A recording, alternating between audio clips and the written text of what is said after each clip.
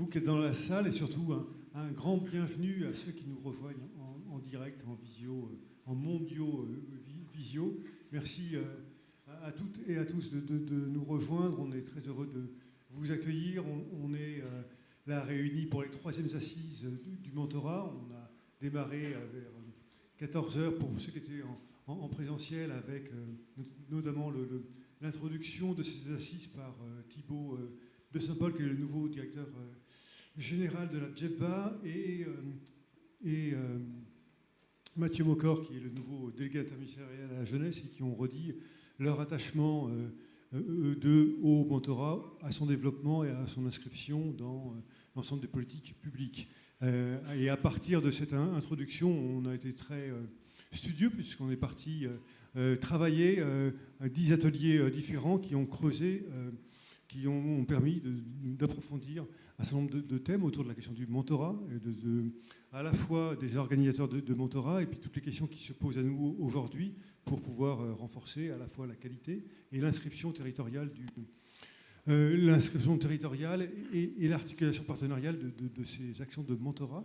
Et c'est pour ça qu'on est très content et qu'on a tenu, en plus de la plénière, qu'il puisse y avoir cette retransmission pour permettre à ceux qui sont sur les territoires et qui n'ont pas pu monter à Paris de pouvoir nous rejoindre, parce que c'est quand même eux qui font le mentorat au quotidien, et leur action, elle est plus que importante, elle est fondamentale. Donc c'était aussi c'était important pour nous que dans ces assises, qui sont des assises des professionnels qui portent les actions de mentorat, qu'il puisse y avoir aussi la possibilité à tous, quel que soit son territoire, de pouvoir y participer. Donc on est vraiment très heureux que vous ayez pu nous rejoindre. Et puis je vais, sans plus attendre, passer la parole à Madeleine et à Fiona, qui vont faire la restitution des ateliers.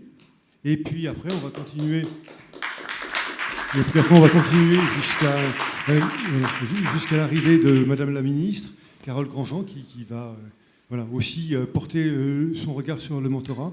Et puis, je vous laisse le micro avec ce fil rouge aussi qui va nous emmener jusqu'à la fin sur la question aussi du territoire. Et donc, on démarre par le retour sur les 10 ateliers. Et puis, merci à ceux qui les ont organisés. C'est ça, merci beaucoup. Bonjour à toutes et tous. Donc voilà, on voulait inviter les 10 porteurs d'ateliers et porteuses pour 10 minutes, pour les écouter, pour entendre ces idées clés qui ont émergé. Donc peut-être on va appeler, vous savez, je ne vais pas vous citer, vous savez qui vous êtes dans la salle, donc on va les accueillir pour la première session d'atelier, donc de 14h30 à 15h30. Voilà, on les applaudit, voilà.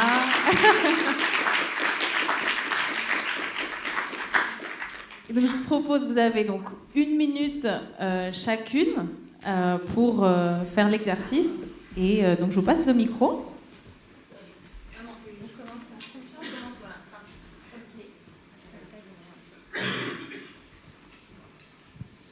Ça marche ? Ouais. Alors nous, sur le premier atelier, on l'a préparé à 3. Donc moi, je suis du programme POAO, et puis il y avait Marine de Proxité et Catherine de l'EMCC. Et nous, on s'est posé la question au départ de comment on peut sécuriser les relations au sein du binôme de mentorat et comment on peut favoriser l'engagement sur la durée à la fois des mentors et des mentorés.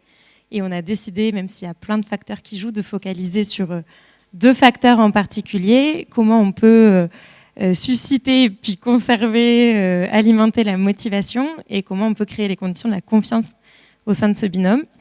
On a dessiné une grande fresque où on a repris toutes les étapes de l'expérience à la fois des mentors et des mentorés, et on a échangé pendant 1 heure en partageant tous nos bonnes pratiques sur les différentes étapes. C'était hyper riche, ça nous a donné envie d'aller un peu plus loin sur tout ça. On a pris des photos, on vous les enverra.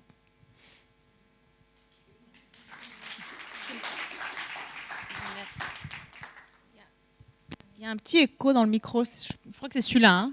Est-ce qu'on peut essayer celui-là ? Il n'est pas allumé, je vais l'allumer. Bon, c'est pour ceux qui sont en live chez eux.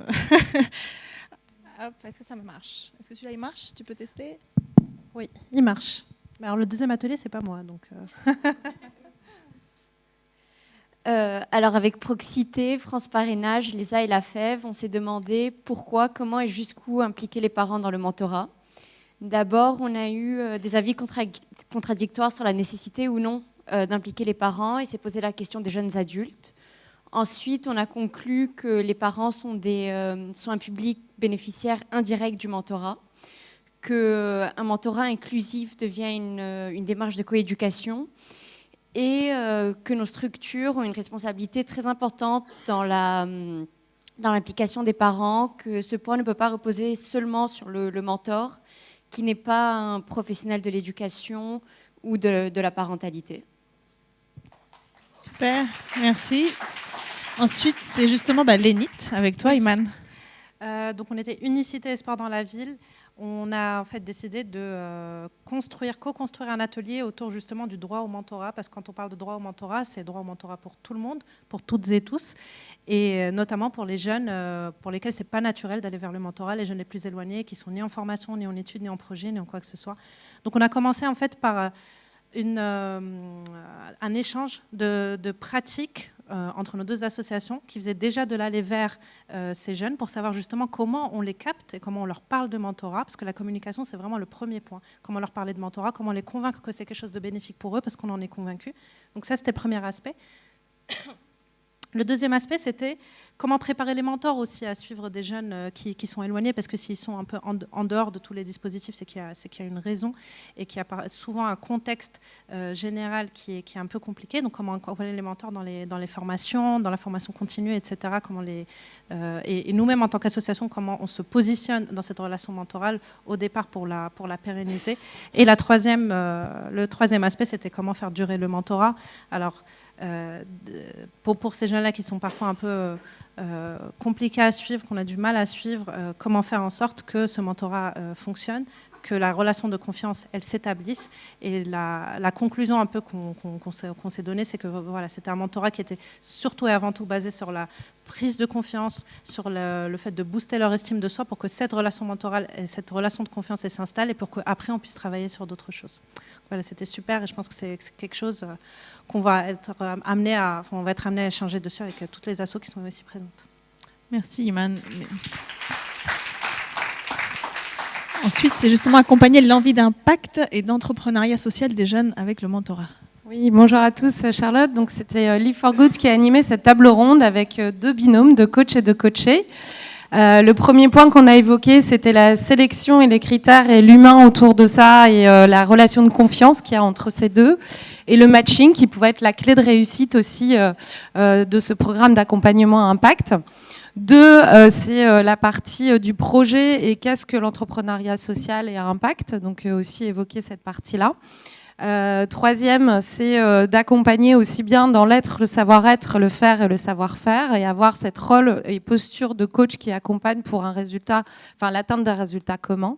Et à la fin, c'était la mesure de l'impact. Et donc, on a sorti notre rapport d'impact. Donc, on l'a montré en exclusivité aujourd'hui sur comment on mesure en fait tout ça avec les différents éléments pris en compte et la théorie du changement sur les 4 niveaux. Voilà. Super, merci beaucoup. Merci beaucoup. Et justement, comment convaincre une entreprise de financer son dispositif de mentorat ? Alors, du coup, on était avec Article 1 et Télémac en train d'animer cette table ronde avec deux partenaires qui pouvaient justement montrer l'envers du décor, ou plutôt de l'autre côté du miroir. Donc, c'était la Fondation Groupe EDF et le fonds de dotation Biocop. Donc, du coup, deux partenaires totalement différents. Fondation Groupe EDF, du coup, qui soutient un grand nombre d'associations, notamment du collectif Mentorat, et le fonds de dotation Biocop qui est engagé avec Article 1 depuis de nombreuses années.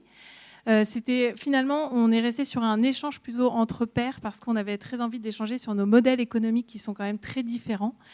Certains sont financés majoritairement par le public, d'autres par le privé, donc on n'a pas toujours les mêmes enjeux. En tous les cas, on a un enjeu commun, c'est celui de trouver des mentors pour nos jeunes. Mais on pense quand même, à l'issue de cet atelier, qu'au-delà de l'incroyable mobilisation de collaborateurs qui est permise par les partenariats avec les entreprises et qui permet soit en mécénat de compétences ou alors en bénévolat d'aller chercher des mentors, c'est quand même, il y a un vrai enjeu d'aller chercher les entreprises et de leur demander de financer une partie de nos dispositifs pour maintenir la qualité et le déploiement de nos programmes. Et finalement, on s'est dit que ce n'était pas si compliqué. On a tous rigolé parce que cet atelier avait deux titres. Il y avait un titre où il y avait le mot financement et un titre où il y avait le mot développement, parce que souvent, c'est vrai que dans l'associatif, on n'assume pas trop le mot financement.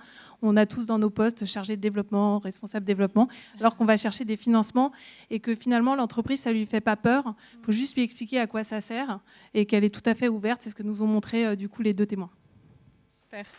Merci beaucoup. Merci à vous toutes. Et on accueille la prochaine session qui était la deuxième session. Voilà. Donc la deuxième session, si vous voulez bien nous rejoindre. Je crois que dans tous les cas, les ateliers ont manqué de temps. Ça, on l'a entendu. On avait envie de continuer à échanger, mais c'est bien. C'est bien. Et donc la première, accompagner la réussite des jeunes en voie professionnelle. Isabelle. Bonjour, donc j'ai animé cet atelier avec l'ANAF et C'est possible. Et l'idée, c'était de réfléchir ensemble en quoi, dans ces formations professionnelles qui sont des voies prometteuses pour les jeunes, le mentorat pouvait avoir toute sa place pour accompagner les jeunes vers la réussite. Et qu'il faut rester cependant attentif au sort des jeunes qui rencontrent des difficultés, que ce soit des difficultés de décrochage ou de précarité, pour les accompagner efficacement pour qu'ils aient toutes leurs chances de réussir.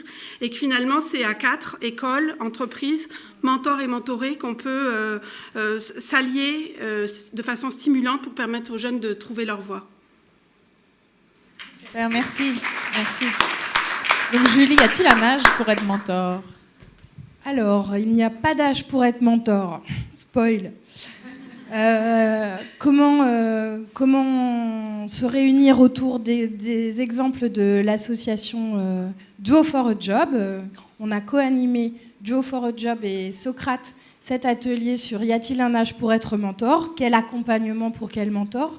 Et on a beaucoup interrogé nos propres représentations, qui sont ni vraies ni fausses, mais qui représentent aussi nos habitudes de travail en tant que professionnels ou bénévoles très engagés dans nos associations de mentorat, pour ensuite écouter nos bénévoles Yacine, bénévole Socrate, et Claudine, bénévole Duo for a Job, échanger sur leur représentation, sur la confiance en eux, sur leur déclic, sur leur motivation, pour finalement conclure un peu trop rapidement, mais que non, il n'y a pas d'âge pour être mentor. En revanche, il y a des envies qui sont très proches les unes des autres, des valeurs qui sont très proches les unes des autres, et que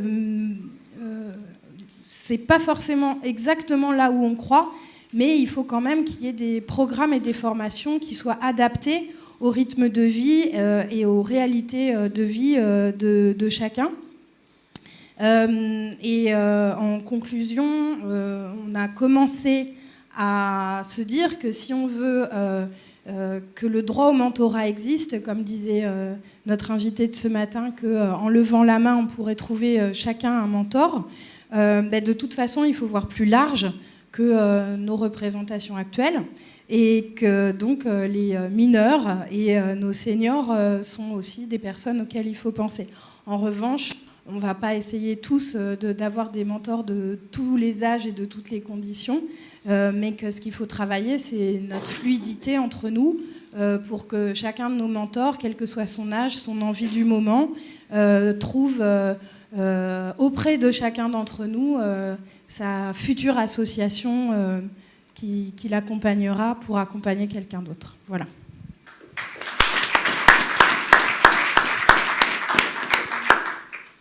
Bonjour à toutes et à tous. Avec Make Sense et NQT, on a discuté pendant une heure de pourquoi les alumni étaient inoubliables et pourquoi il ne fallait pas les oublier. Après avoir fait un retour d'expérience sur comment on a monté au sein d'NQT la communauté alumni, on a travaillé et on a évoqué avec Make Sense l'idée de la construction des communautés de manière générale et comment aller vers des idéaux beaucoup plus larges. Comment faire en sorte que nos communautés dépassent même les missions et l'ambition de nos organisations. Pour conclure, rapidement, nos alumni sont capables de soulever les montagnes C'est notre premier réseau d'ambassadeurs. C'est quelque part même la meilleure communauté au sein de nos organisations. Il ne faut pas hésiter à les solliciter, à les mobiliser et à leur demander quelles sont leurs attentes pour pouvoir avancer ensemble avec eux. Merci.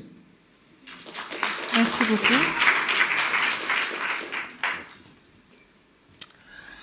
Eh bien, il nous venait un travail sur l'essaimage. Je remercie les 3 camarades de jeu qui ont participé à l'animation et à la réalisation de cette table ronde, avec pour Télémac Florence, pour Zubdeco Karim et Gilda pour Kunact. On s'était donné comme exercice de répondre à 3 questions essentielles, qui est pourquoi faire de l'essaimage sur le mentorat, comment le faire, et quels sont les moyens qu'on a utilisés, quels sont les premiers retours d'expérience qu'on a sur lesquels on puisse capitaliser. Et en fait, de 3 questions, on arrive à 5 mots-clés, donc on s'en est plutôt bien sorti, je crois. C'est pour ça que je les remercie. Le premier, c'est le sujet, la première clé, c'est celle de l'humilité. C'est-à-dire, on arrive dans une région, on veut se développer dans une région, il faut qu'on ait une posture humble par rapport à ce que l'on est susceptible d'apporter, et surtout par rapport à l'existant et par rapport aux acteurs qui sont déjà présents sur cette région et qui ont fait du travail avant nous. Donc le sujet de l'humilité était là une forme de posture, mais extrêmement importante. Le deuxième qui est arrivé, le deuxième point clé qui est apparu, c'est la connaissance profonde de l'écosystème. C'est-à-dire quels sont les acteurs qui font quoi. Et quel est, du coup, ça rejoint le 3e point. Mon téléphone qui sonne. Le 3e point, c'est... excusez-moi, c'était pas prévu. Le 3e point, c'est quelle est la valeur ajoutée qu'on apporte à l'existant.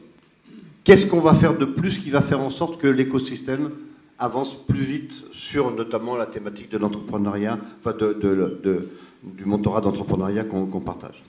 Enfin, le 4e point de conclusion auquel on est arrivé, c'est celui de la complémentarité, c'est-à-dire être capable d'adapter notre offre à la diversité et à la pluralité des acteurs qui sont déjà sur le terrain pour faire en sorte que ce que l'on apporte, c'est le fameux 1+1 = 3. Voilà. Un grand merci à tous. Merci. Et la dernière. Merci Camille, vas-y. Merci. Donc sur ce dernier atelier, qui était animé par Sébastien Dexopé, on a parlé de la reconnaissance d'un métier pour les professionnels du mentorat et Sébastien nous a notamment montré les différentes étapes pour aller vers la reconnaissance d'un métier. Puisqu'on l'a bien vu aujourd'hui, nous cherchons à développer le mentorat et aussi à définir finalement un référentiel, un vocabulaire commun. Et finalement, la reconnaissance d'un métier mentorat sera sans doute notre défi de demain. Et donc répondre à quelles compétences communes, quelle mission quotidienne et quelle évolution professionnelle possible. C'est le défi qui nous attend pour les prochaines années. Merci beaucoup à tous. Merci pour merci à vous tous. En effet, chacun de ces sujets, c'est un vrai défi, surtout si on veut aller vers un droit au mentorat. Madeleine, n'est-ce pas ? Oui. Pour aller vers un droit au mentorat, je pense que ce qu'on peut retenir, c'est qu'il faut que le mentorat soit accessible à tous, même aux jeunes les plus éloignés. Et c'est ce qui a été travaillé sur les sessions, comment accompagner les jeunes NEET, de même sur les jeunes en voie professionnelle. Et puis, c'est être aussi en capacité de proposer du mentorat sur tous les territoires, même les plus isolés, avec humilité, en réfléchissant justement au modèle de déploiement et d'essaimage. C'est ça. Et qui dit jeune, territoire, il faut du financement, il faut du soutien, le soutien précieux de toutes les entreprises qui nous accompagnent et aussi des partenaires publics. Il faut aussi construire l'écosystème, vous l'avez dit, donc pas uniquement parler aux jeunes qu'on accompagne, mais à tout son réseau, aux parents, et justement consolider tous ces réseaux qui viennent renforcer l'autonomie du jeune, mais qui viennent aussi pérenniser l'action en impact durable. Et puis il ne faut pas oublier le cœur du métier, la vie du binôme. Et vraiment dans cette dynamique qualité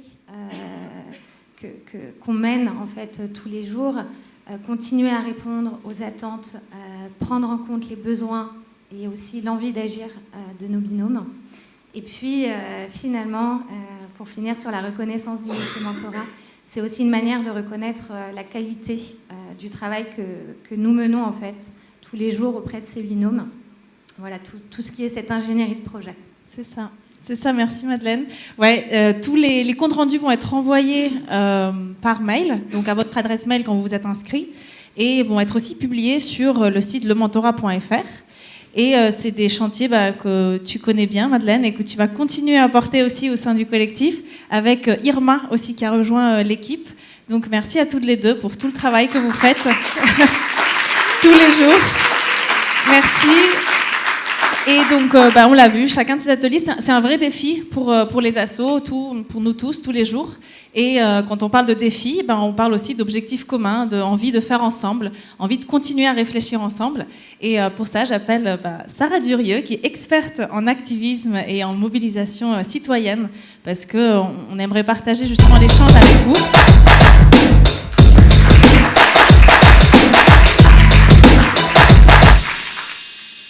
Merci Sarah, je suis très contente. Ah oui, il faut peut-être l'allumer. Ça y est. Allô, super. Bonsoir. Je suis très contente que tu sois là aussi pour partager la conversation qu'on a un peu déjà eue en amont en préparation.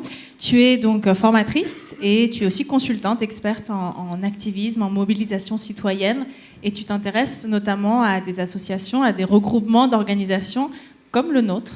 Et en fait, on se disait que c'était une super occasion de t'inviter aujourd'hui ici, puisque c'est des assises avec des assos qui justement s'interrogent sur comment faire ensemble, comment continuer à faire ensemble. Et donc voilà, moi je voulais déjà démarrer avec toi en te parlant du collectif. Donc ça fait, on l'a entendu, ça fait 3 ans qu'il existe. Il a démarré avec un regroupement de 8 assos et petit à petit, en 3 ans, on a vu un vrai changement d'échelle avec 72 organisations membres, maintenant 6 salariés et un plan co-construit avec l'État, des CPO qui ont été signés récemment, 1200 entreprises qui accompagnent et rejoignent ce réseau et une envie de qualité et surtout une envie de faire ensemble un plaidoyer qui est ce droit au mentorat. Et donc, Mathieu Maucourt le disait ce matin, il disait pendant la plénière d'intro, il dit il suffit d'avoir un idéal pour aller ensemble et atteindre l'ambition. Est-ce qu'un idéal suffit ? Est-ce que notre plaidoyer vers un droit au mentorat est un vœu qui est réalisable ? Je pense que d'avoir un idéal, c'est bien entendu le point de départ. C'est-à-dire que l'idée de passer de réseau à communauté, dans communauté, il y a commun. Ça veut dire qu'on a quand même une vision, une direction qui est commune. Et pour moi, ça, c'est ce qui est fondamental. Donc, j'ai envie de poser la question, avant de savoir ce qu'on veut accomplir, quelle est la vision et comment est-ce qu'on peut partager cette vision. Ça me semble assez fondamental. Et dans les questions que vous avez évoquées dans vos ateliers, il y a des aspects très pratiques de comment est-ce qu'on met en œuvre le mentorat, mais est-ce qu'il peut y avoir aussi des réflexions sur qu'est-ce que c'est finalement le mentorat, qu'est-ce que c'est notre vision du mentorat, et aussi de quoi, aujourd'hui, les personnes qui sont mentorées ou qui sont mentors dans notre écosystème valorisent comme quelque chose de prioritaire. Donc pour moi, l'idée, bien sûr, de vision commune, elle est fondamentale. Elle doit être inclusive. Et donc, comment cette vision, elle est forgée ? Est-ce qu'elle est forgée avec l'ensemble des acteurs ? Est-ce que l'ensemble des parties prenantes sont là ? Et tu l'as très bien dit, l'ensemble des parties prenantes, c'est pas uniquement les personnes qui mettent en œuvre les stratégies ou les organisations qui font du mentorat, mais aussi les personnes qui en bénéficient ou les personnes qui participent à leur réalisation. Donc avoir en effet une vision commune, ça me semble fondamental, mais ensuite ça ne se fait pas par l'opération du Saint-Esprit. Et je pense que c'est là toute l'ingénierie que vous pouvez en mettre en œuvre dans vos projets doivent être aussi pensées sur comment est-ce qu'on crée un collectif qui passe justement d'un réseau à une communauté d'action. Oui, absolument. Et c'est vrai que on l'a vu, ces défis continuent. Il y a des vrais enjeux au sein du collectif qui est justement continuer à développer l'envie de faire ensemble, construire la confiance, continuer à accueillir de nouveaux membres en permanence.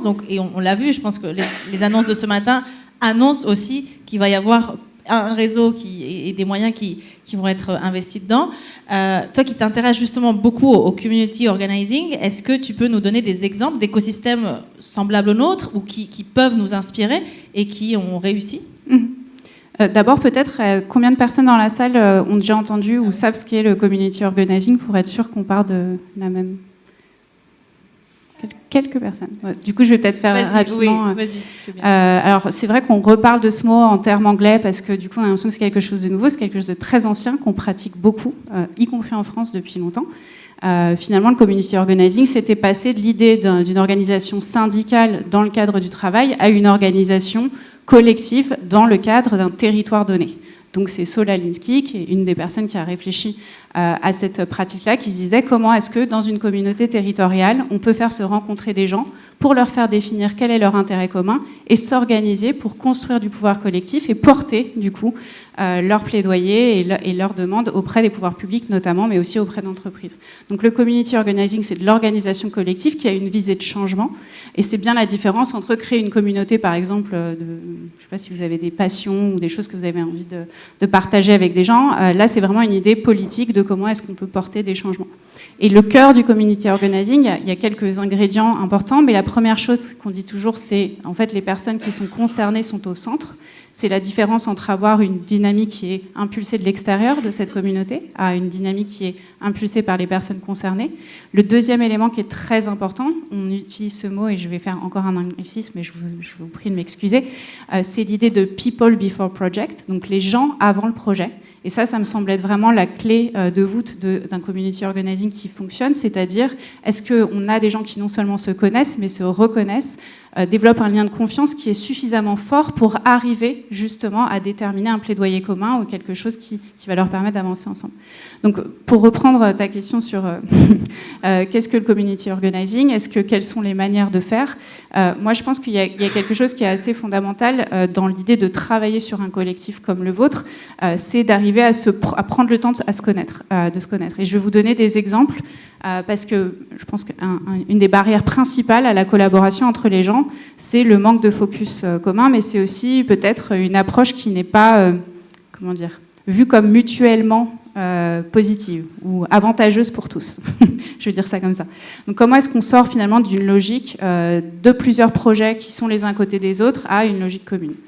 Un projet, je vais vous parler d'abord d'un projet d'entrepreneuriat social, puis après d'un projet associatif, une organisation qui vient de se créer, qui est un collectif qui s'appelle En Mode Climat, et qui a été créé à l'initiative de plusieurs marques de vêtements qui travaillent sur la question de la fast fashion notamment, et de la manière dont aujourd'hui les vêtements sont la première source, une des premières sources, pardon, je ne voudrais pas dire de bêtises, je ne suis pas experte, mais en tout cas qui est une source importante de gaz à effet de serre, et donc comment finalement cet écosystème entrepreneurial peut s'organiser pour pousser les responsables politiques à prendre des mesures pour réguler leur propre activité.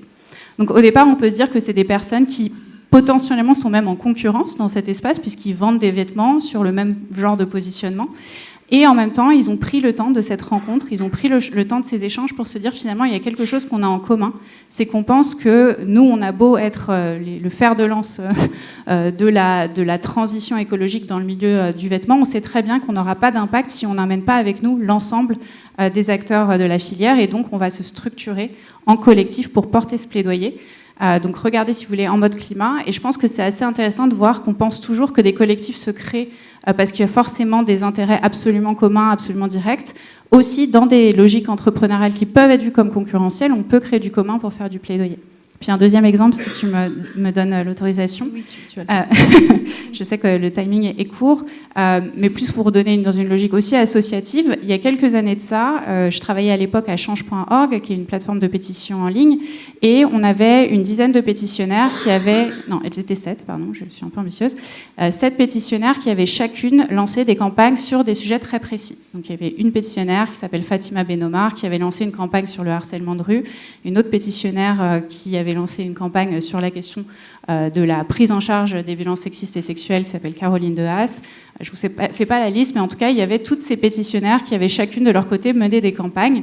Et elles m'ont contactée en se disant, en fait, c'est dommage, on est chacune dans notre coin, ça serait peut-être intéressant qu'on réfléchisse ensemble à ce qu'on peut faire pour être encore plus efficace et sortir des campagnes ad hoc et vraiment construire un mouvement. Et donc je vous fais la version accélérée, mais de cette rencontre et de cette discussion est sortie l'idée que finalement, pour parler de l'égalité femmes-hommes, le premier point d'entrée, c'était les violences sexistes et sexuelles, ce qui n'était pas évident dans le mouvement féministe à l'époque. Et donc de cette réflexion, d'abord stratégique sur c'est quoi notre point d'entrée, est né ensuite un collectif qui s'appelle aujourd'hui Collectif Nous Toutes, qui a complètement, je pense en reconnaître, changé la conversation en France sur la question des violences sexistes. Donc, encore un autre exemple pour montrer que d'abord on se rencontre, on se fait confiance, on réfléchit à qu'est-ce qui est notre commun, et ensuite on peut avancer collectivement. Oui, dans le cas du collectif, ça serait justement à favoriser l'inclusion de tous les jeunes, l'insertion professionnelle et la réussite en fait de leur vie, en travaillant l'autonomie de ces jeunes-là. C'est vrai que nous, dans ça, on se reconnaît, et c'est ça aussi qui a mené l'envie de continuer à faire ensemble. Et c'est vrai que ça fait, tu as été 10 ans, je crois, avec change.org, et tu connais bien les pétitions. Donc, est-ce que, je t'avais un peu parlé de notre plaidoyer, notre droit au mentorat, avec nos différents axes. Quels sont pour toi les ingrédients qu'il faut pour que ce plaidoyer marche? C'est-à-dire, on le connaît entre nous. Comment est-ce que, peut-être, il y a 2 questions en une, mais comment déjà, quels sont les ingrédients et comment est-ce qu'on perce aussi le grand public? Parce que c'est vrai qu'entre nous, on le connaît, mais comment est-ce qu'on va au-delà pour parler au plus grand nombre? D'abord, je pense qu'il y a la question de savoir si c'est un objectif. Et je suis désolée, je suis là pour faire le poil à gratter, donc je vais poser la question. Mais est-ce que cet objectif de droit à mentorat, il est partagé par tous les acteurs de cet écosystème aujourd'hui? Et peut-être que oui, peut-être que vous en avez discuté et que je débarque complètement. Mais donc ça, c'est la première question à se poser, parce que s'il n'y a pas une volonté, une dynamique déjà entre vous, comme quelque chose de prioritaire, ça va être difficile pour vous de le prioriser dans le cadre de votre travail quotidien. Et moi, c'est vraiment mon apprentissage aujourd'hui, c'est que dans des collectifs où il n'y a pas cette priorité qui est partagée, c'est très difficile de dégager du temps parce qu'on a tous beaucoup de choses à faire. Donc si cet objectif, il vous permet de gagner du temps et pas d'en dépenser en plus, bien sûr, vous allez plus vous impliquer. Pour moi, un des éléments qui est fondamental pour sortir de son premier cercle, c'est d'abord de se poser la question de en quoi ça parle. Donc, comme on dit, c'est pas forcément ce qu'on dit, c'est ce que les gens entendent. Donc, en quoi ça peut parler à des personnes qui ne sont pas directement concernées, soit parce qu'elles n'ont pas besoin d'être mentorées, soit parce qu'elles ne savent pas que le mentorat existe, soit parce qu'éventuellement, elles ne sont pas du tout dans l'écosystème que vous avez ici. Et donc, pour moi, il faut repartir au point de départ. Et pour moi, une pétition qui gagne, c'est une pétition qui a un objectif clair en termes de plaidoyer, le droit au mentorat, par exemple. Une personne qui est cible, j'essaye de ne plus utiliser ce mot-là parce que je le trouve un peu problématique, mais en tout cas une personne à qui est adressée cette pétition qui peut prendre la décision et qui a le pouvoir de prendre cette décision. Une personne aussi qu'on peut influencer, c'est-à-dire dont on est suffisamment proche, pas forcément en termes de connaître la personne, mais on a suffisamment construit de pouvoir pour pouvoir l'influencer. Et puis la dernière chose, c'est finalement quelque chose qui parle aux valeurs des gens profondes. Et je pense que la valeur profonde, c'est l'idée que chacune et chacun puisse vivre dignement. En fait, le mentorat, en tout cas moi, c'est moi, en tant que non spécialiste, je vous dis ma vision. Est-ce qu'aujourd'hui, on peut se dire que l'égalité des chances, c'est la capacité pour chaque personne de vivre dignement et donc d'être accompagnée vers cette dignité? Et donc avoir un discours qui n'est pas centré sur ce qu'on dit et qui on est. Vous êtes tous des spécialistes du mentorat. Et moi, je me suis beaucoup battue pour faire un parallèle avec les féministes sur le mot patriarcat, où il y a encore 10 ans, c'était compliqué d'utiliser ce mot-là. Et aujourd'hui, c'est plus facile. Donc, quel est votre jargon? Quelles sont finalement les choses dont vous parlez que seuls vous connaissez? Et comment est-ce que vous pouvez aller plus loin, parler de valeurs, parler de visions, qui peuvent du coup aller chercher des gens au-delà de vos cercles habituels? Merci, on a plein de devoirs. Merci Sarah, merci beaucoup. On va avoir un temps de questions-réponses et j'invite justement Salomé à me rejoindre, puisque voilà, on aimerait inviter quelqu'un aussi du collectif Mentorat pour... ça va ? Donc on aimerait justement écouter quelqu'un du collectif Mentorat pour une réaction à chaud de tout ce qui vient d'être dit. Voilà, quels sont pour toi... Tu vois, avec tout ce qu'on s'est dit, aussi avec les ateliers, les restitutions, on commence à voir tous nos axes de travail qui vont se consolider cette année aussi 2023. Voilà, pour toi, quelle est l'action à poursuivre à partir de maintenant?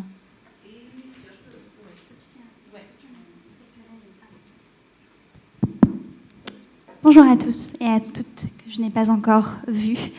D'abord, je voulais remercier Sarah, dont je connais bien les travaux, et c'est vrai que je pense que nous tous et toutes, justement, ici, en tant qu'experts de ces questions de mentorat et de l'engagement de manière générale, on ne peut être que sensible à ce que tu disais en introduction, c'est-à-dire l'engagement et l'engagement collectif, c'est un idéal pour démarrer, et ça, c'est presque la base, mais derrière, c'est surtout beaucoup de pragmatisme et j'ajouterais beaucoup d'endurance aussi. Et d'ailleurs, moi, j'en profiterai pour proposer que toute la salle ici s'applaudisse pour l'endurance dont nous faisons preuve dans nos actions de mentorat depuis des années maintenant. Je trouve ça important Tu as raison. de le refaire. Et c'est aussi le sens de ces assises, je trouve. Ensuite, non, mais je pense que sur cette notion de collectif, puisque c'est ce qu'on fait et que c'est aussi ce sur quoi tu travailles, nous, c'est vrai qu'au sein du collectif Mentorat, on a eu ces derniers mois, ces dernières années, quelques victoires dont il faut qu'on s'inspire pour continuer notre passage à l'échelle, parce que ce qu'on fait n'a de sens que dans cette démarche de passage à l'échelle. Et je pense notamment aux vrais succès qui ont été connus dans le droit au mentorat, notamment menés par les associations qui travaillent sur les sujets d'aide sociale à l'enfance, où c'est vrai que de ce point de vue-là, désormais, cette question est abordée dans un article de loi, ce qui n'est clairement pas neutre. Et donc ça, c'est un travail collectif qui est mené depuis plusieurs années et qui débouche là-dessus. Et je tiens à dire que c'est une première étape, mais que derrière, il faut encore que nous nous battions et que ces associations se battent pour que ce ne soit pas juste un texte, mais que ce soit effectif dans les faits.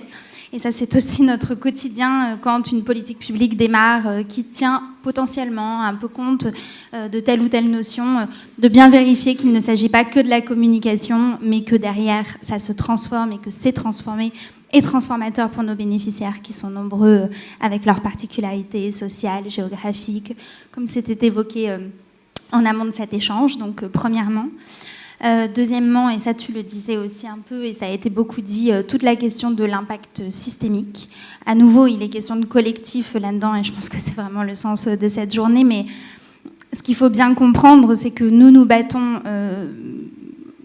vis-à-vis de différentes cibles et de différents objectifs. C'est là où tout cet engagement collectif-là, il est vraiment multiforme. Donc il y a la question des pouvoirs publics, et c'est vrai qu'on connaît de vraies victoires en la matière, mais en fait, et c'est là où le collectif Mentorat a vraiment la question de l'impact systémique et de la réflexion écosystémique au cœur de ses tripes, de son action, de ses convictions.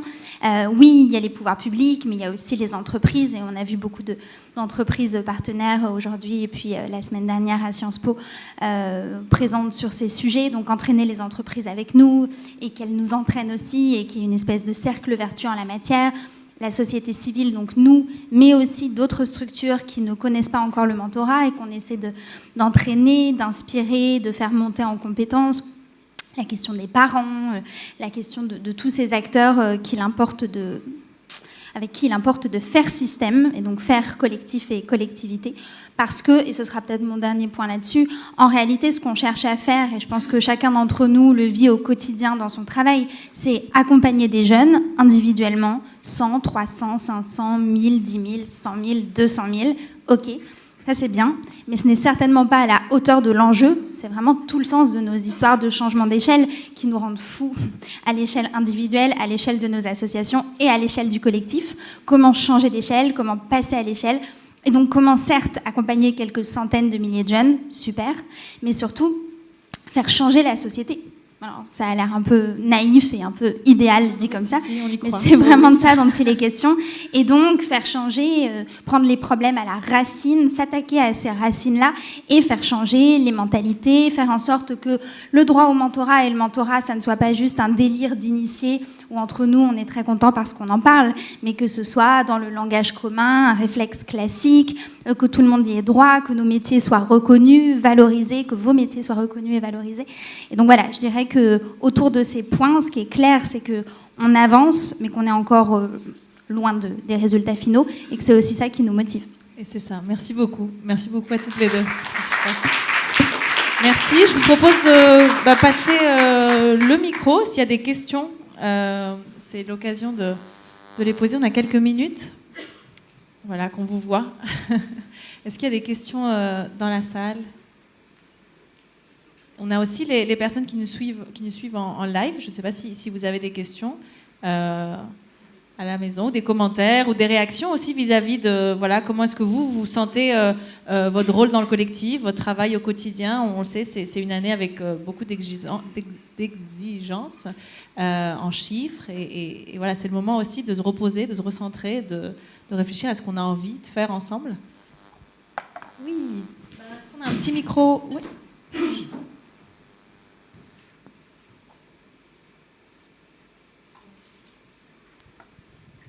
Oui. Ouais. Moi, j'ai l'impression, Sarah, dans ce que tu disais, que tu soulignais un peu le fait d'impliquer aussi les premiers et les premières concernés, donc les jeunes pour qui on fait tout ça.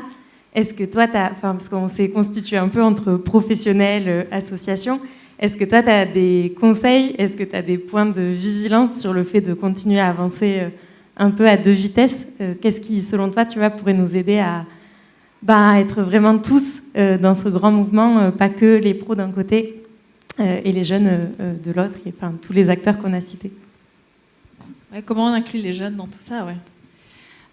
Donc j'imagine que de toute façon les personnes qui sont les personnes que vous accompagnez, elles sont très différentes, donc je pense qu'on ne peut pas avoir une réponse qui soit la même pour tous, mais par contre dans la philosophie, je pense sincèrement que j'ai entendu un petit peu dans nos conversations, il y a une question de capacité aussi, entre tout ce que vous avez à faire plus vous impliquer. Donc pour moi, il y a d'abord un truc très simple, c'est que le fait d'impliquer plus de personnes, c'est déjà aussi se répartir la charge du travail. Mais avant tout, la question, c'est de savoir est-ce que les solutions qu'on formule sont les plus adaptées aux personnes qui en bénéficient. Et comme le sens même du mentorat, et ce que j'en comprends, c'est aussi de développer le pouvoir d'agir, permettre à ces personnes, ces bénéficiaires, d'être finalement le fer de lance du droit au mentorat, d'être pas simplement justement de changer peut-être ce mot, de plus parler de bénéficiaires, mais d'acteurs et d'actrices du mentorat, de la même manière que les professionnels en sont, les personnes qui en bénéficient ou qui ont participé en sont. Je pense que c'est fondamental. Par exemple, je pense qu'il y a besoin de moments d'échange entre professionnels, parce qu'il y a des challenges à discuter, etc. Mais quand il s'agit de stratégie, et peut-être notamment dans votre travail de plaidoyer, à quel point on doit justement recentrer les personnes qui ont bénéficié du mentorat. Moi, j'ai été très surprise de voir à quel point, notamment auprès des pouvoirs publics, mais aussi dans le développement du pouvoir d'agir, le fait d'avoir des personnes concernées qui portaient le plaidoyer était absolument efficace et empouvoirant. Donc c'est pas qu'une question, je dirais, morale. Je tiens à être très honnête. Pour moi, c'est une question aussi démocratique. C'est aussi des sujets qui m'intéressent. Donc comment est-ce qu'on met au centre les personnes concernées? Et ça change aussi le rapport aux politiques. Et quand on parle de plaidoyer, je pense que l'ensemble de nos responsables politiques sont toujours beaucoup plus sensibles à parler à des personnes qui racontent leur expérience, je dirais, de première main, plutôt qu'à des professionnels, même si ces professionnels ont cette capacité justement à légitimer. Moi, je pense que c'est fondamental. Vous avez toutes et tous la capacité à légitimer aussi la parole de ces personnes mentorées. Donc, je dirais qu'il y a cette alliance stratégique, mais aussi cette question démocratique, et de se dire qu'aujourd'hui, notre société souffre grandement d'un manque de pouvoir, de sentiment d'avoir une autonomie sur soi-même. Moi, je l'ai vu dans des campagnes citoyennes, et je pense que c'est vrai aussi chez les personnes que vous mentorez. Donc, les avoir pas seulement à vos côtés, mais au centre de vos actions, je pense que ça peut vous aider et vous permettre d'avoir encore plus d'impact. Salomé, une réaction, parce que je crois que... Oui, non, ce que disait Sarah, ça m'a évoqué deux choses qui sont... Bonjour, Madame la Ministre. Bonjour, donc. Oui, ça évoque deux choses qui sont au cœur de nos priorités. C'est la question de l'impact et de notre mesure d'impact.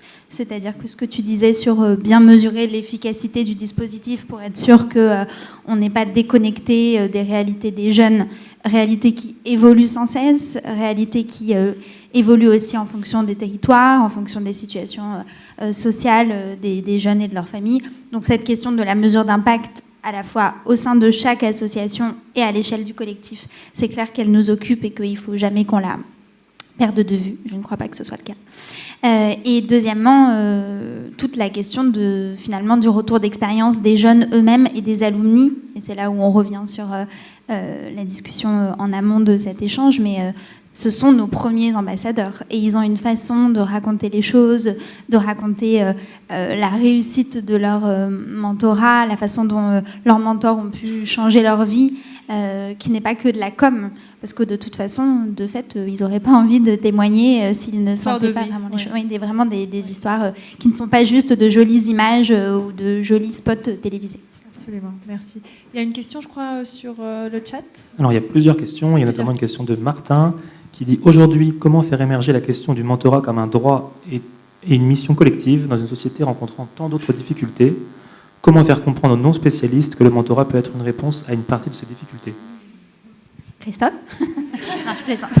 Non, mais en fait, alors comment c'est ce qu'on fait. Enfin, c'est le sens à la fois de de ces assises et de notre travail de tous les jours. D'abord, je dirais par l'exemple, c'est-à-dire qu'encore une fois, plus on arrivera à changer des destins individuels à travers nos actions au sein de nos associations, dans les quartiers sensibles, au cœur des grandes métropoles, dans des situations de précarité, dans des situations d'exclusion, de handicap, dans la ruralité et dans tous les contextes dans lesquels nous œuvrons, plus ça fera exemple et ça permettra ensuite de faire société autour de cette question du mentorat.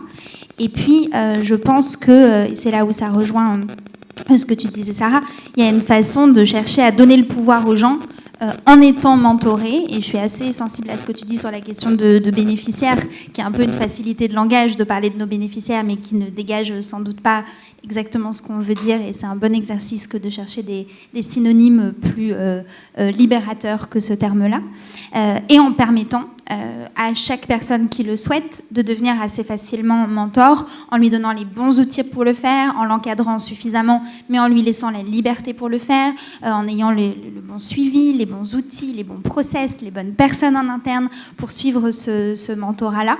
Et donc, dans ces conditions, et seulement dans ces conditions, et en faisant en sorte que les pouvoirs publics, à leur tour, s'emparent de cette question, comme c'est le cas depuis plusieurs années désormais, et seuls les pouvoirs publics et les entreprises, par leur capacité de transformation à grande échelle, peuvent nous permettre de transformer ces actions de mentorat en un droit au mentorat national. C'est dans ce contexte-là qu'on peut arriver à quelque chose. Donc, de fait, c'est un travail à petits points constants qui suppose une impulsion de la société civile, comme nous cherchons à le faire depuis plusieurs années maintenant, mais qui ne peut passer que par la concentration et l'action commune, main dans la main, d'acteurs aussi variés et avec des principes et des visions aussi variées que l'éducation nationale, des parents, une entreprise, une ministre et les associations, évidemment. Merci. Une dernière question ? On en a deux. Allez, deux questions, deux réponses rapides et deux questions rapides. Bonsoir, Laurence Baudet, association Explicité. On intervient, nous, sur Cergy. Et moi, je m'interroge sur pourquoi les jeunes des quartiers politiques de la ville ont besoin plus que d'autres de mentorat.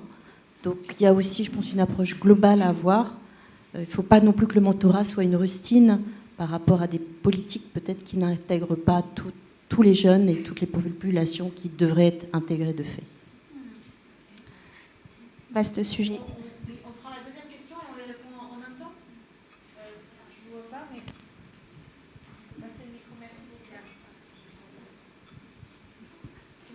Rapide, merci. Oui, ça sera court, oui. Pierre, c'est possible. Moi, je me demande si on parle toujours de droit au mentorat, s'il ne faut pas inverser le sujet. C'est une question que je me pose et je vous la pose. Et si on ne devrait pas parler de devoir de mentorat, compte tenu de notre mission, de nos valeurs, des publics, et on a vu qui sont tout à fait divers, qui peuvent avoir un besoin sans forcément savoir eux-mêmes qu'ils peuvent avoir un droit en la matière. Est-ce qu'il n'y a pas un devoir de mentorat par rapport à des situations de jeunes ou de moins jeunes qui méritent un accompagnement tout à fait personnalisé? Donc, voilà. Est-ce qu'il ne faut pas inverser le sujet? Merci Pierre. On va se répartir les questions. Sur la première, en fait, alors moi je vais vous parler de mon point de vue qui est en fait assez semblable à la question des jeunes dans les quartiers prioritaires, qui est ciblé plus sur les jeunes de la ruralité. Mais en fait, c'est la même chose. À bien des égards. C'est-à-dire que ma conviction, et ce qui m'a poussée à fonder Chemin d'Avenir en 2016, comme d'autres associations se sont très vite emparées de la question des jeunes dont vous parlez et des défis qu'ils avaient à relever. Ma conviction, c'est que l'éducation nationale peut beaucoup et que c'est en premier lieu l'acteur sur lequel on peut s'appuyer sur un grand nombre de sujets, mais qu'elle ne peut pas tout. Et sans doute encore plus aujourd'hui, alors que tous les impératifs qui pèsent sur l'avenir des jeunes et la construction de leur parcours académique, professionnel et citoyen, ces impératifs se multiplient, ils sont de plus en plus complexes. Donc elle peut beaucoup, mais on ne peut pas lui demander de lutter de concert contre l'assignation à résidence, les enjeux de mobilité, les enjeux économiques, financiers, les enjeux d'autocensure, de manque de confiance en soi, de manque de rôle modèle, d'accès à des stages, d'accès à des professionnels qui peuvent être inspirants, de compréhension du monde professionnel, d'accès à l'information, et se concentrer sur la transmission des savoirs fondamentaux qui sont quand même la base et qui demandent un certain temps, si j'ai bien compris. Donc, les associations, elles sont là pour faire main dans la main avec l'association, avec l'éducation nationale, et en cherchant à mobiliser d'autres acteurs. C'est vraiment ce qu'on cherche à faire chez Chemin d'Avenir au service de la ruralité et ce qu'on cherche à faire au sein du collectif Mentorat. Et donc, la question des jeunes que vous évoquez, à mon sens, comme pour les jeunes de la ruralité, il ne s'agit pas de dire ces jeunes ont 1000 fois plus de défis que les autres, ces jeunes sont plus à plaindre, ces jeunes sont des oubliés, ou que sais-je. Mais il s'agit de dire quelle est la situation de départ de ces jeunes face à l'avenir. Est-ce qu'ils sont dans la même situation de départ? Est-ce qu'ils ont les mêmes chances de réaliser leur potentiel, les mêmes chances d'avoir accès aux études supérieures, de trouver un emploi, de trouver un petit job étudiant, de se réaliser pleinement, de devenir citoyen, de voter? Et si tel n'est pas le cas, comment est-ce qu'on peut faire pour combler intelligemment, tous ensemble, les trous dans la raquette pour permettre à ces jeunes d'être à minima sur la même ligne de départ que les autres. Et c'est là où on peut parler d'égalité des chances, on peut parler d'égalité des possibles, on peut parler d'égalité. Enfin, il y a beaucoup de termes, et je sais qu'au sein du collectif Mentorat, et ça fait aussi partie de nos richesses, on a des visions différentes, on s'enrichit sans cesse autour de ces angles-là. Mais voilà, je dirais qu'en tout cas, travailler main dans la main avec l'éducation nationale pour lui permettre de bien faire son job et pour bien faire le nôtre, c'est en tout cas ce qui nous anime au quotidien. Merci. Et Sarah, dernière intervention. Oui, alors monsieur, je vais essayer de répondre à votre question. Je vais vous dire, je vais faire exprès de répondre dans le sens de ce que j'ai dit avant. Je pense que ce serait intéressant de débattre de cette question avec l'ensemble des personnes de votre écosystème, y compris les jeunes et autres personnes mentorées. Par contre, ce que je trouve intéressant dans ce que vous posez, c'est est-ce que finalement c'est un bénéfice en plus, ou est-ce que c'est quelque chose qui nous est dû en tant que citoyens et citoyennes? Et moi, je pense que c'est quelque chose qui est fondamental de pousser. Moi, en tant que non-professionnel de mentorat, aujourd'hui, je ne perçois pas, et c'est pas du tout pour... Je suis désolée, je vais faire exprès, mais je me mets comme citoyenne lambda, je ne perçois pas en quoi le mentorat devrait être un devoir ou devrait être un droit. Donc pour moi, la première question, c'est qu'est-ce que le mentorat évoque aujourd'hui à la majorité des Françaises et des Français, et que votre premier enjeu, c'est de se dire que la question du mentorat, elle devient centrale, et pour pouvoir ensuite revendiquer une obligation ou un devoir de mentorat de la part de l'État et aussi de la part des accompagnateurs. Merci beaucoup à toutes les deux. Merci Sarah, merci Salomé. Je salue Madame la Ministre qui vient de nous rejoindre. Bonjour. Et Nicolas, je te passe la main pour la suite. Merci.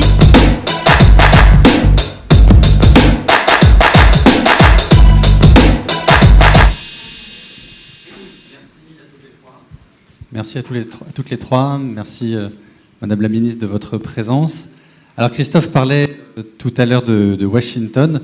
Sachez, petite parenthèse, que Fiona s'envole demain pour Washington pour participer activement au sommet américain du mentorat. Elle y représentera Mentoring Europe, réseau européen d'associations de mentorat auquel nous appartenons, et elle aura l'occasion de parler du collectif mentorat et de parler du plan Un jeune, un mentor. Alors, on a beaucoup parlé d'engagement collectif pendant cette séquence.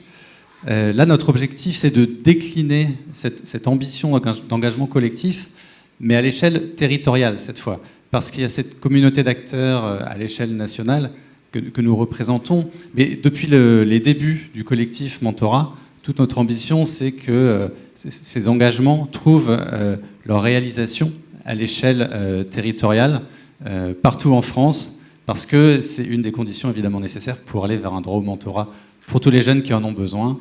Il s'agit d'unir toutes nos forces pour aller chercher ces jeunes partout sur le territoire. Et pour ça, j'appelle Sébastien Layeug, qui est à la fois membre de notre bureau et directeur de Proxité.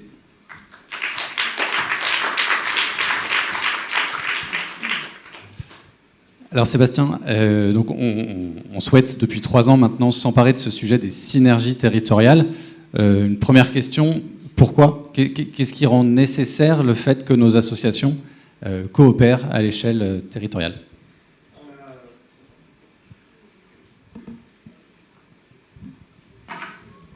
Merci.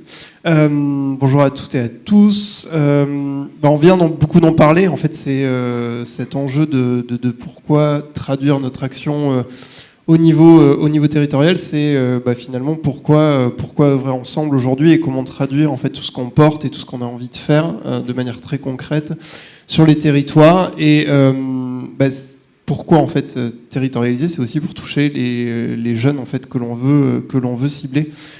Parce qu'au final, si on a créé ce collectif mentorat-là, c'est bien pour impacter la vie des jeunes gens et des jeunes filles dans les quartiers, dans les territoires les plus fragilisés, dans les territoires ruraux les plus isolés. Et ça ne peut passer que en ayant une action de promotion, en tout cas du mentorat, et donc rendre lisible notre action. Je pense que c'est vraiment le premier point de la nécessité en fait, de travailler ces synergies locales.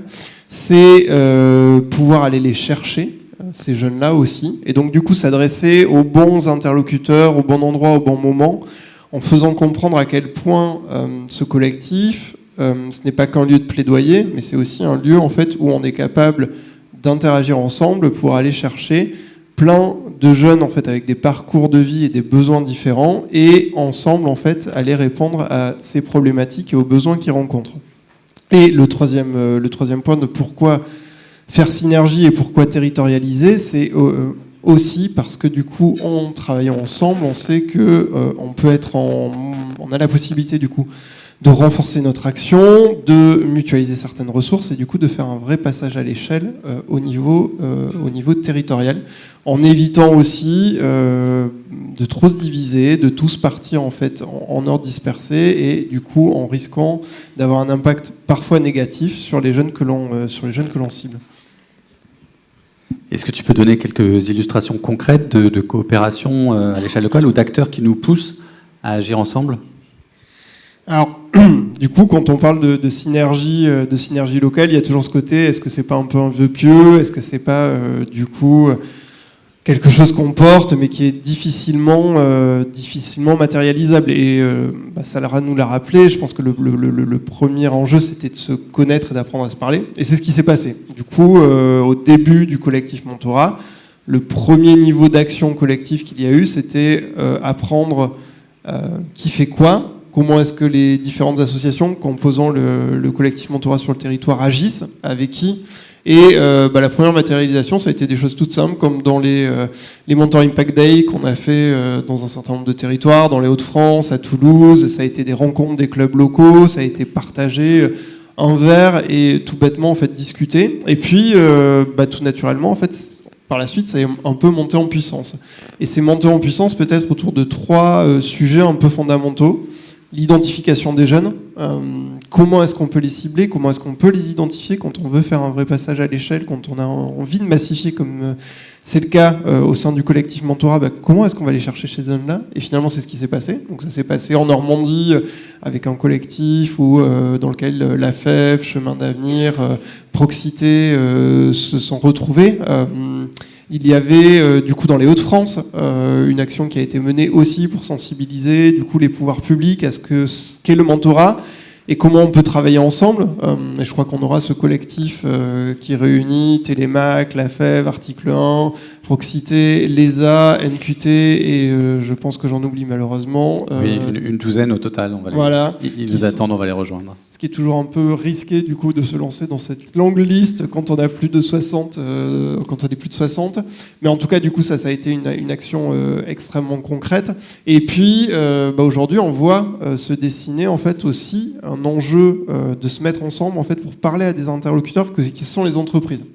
Et aujourd'hui, il y a un énorme enjeu. En fait, on sent qu'il y a un momentum et l'envie d'accompagner, de s'engager plus avant dans le mentorat de la part des entreprises. Mais on a des entreprises sur les territoires qui ne savent pas toujours comment faire, qui ne savent pas se repérer dans l'offre de mentorat qui existe.